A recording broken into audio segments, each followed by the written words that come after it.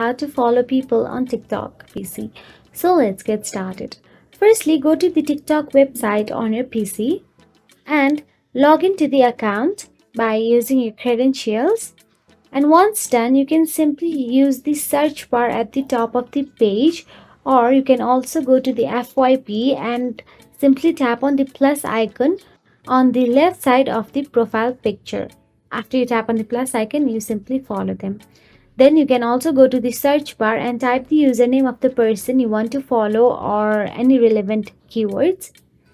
After you do so, click on the user's profile from the search results to visit their page.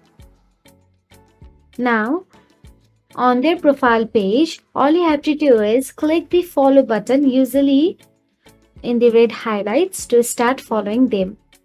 So that is it. If you found this video helpful, please like, share and subscribe our channel. And thank you so much for watching.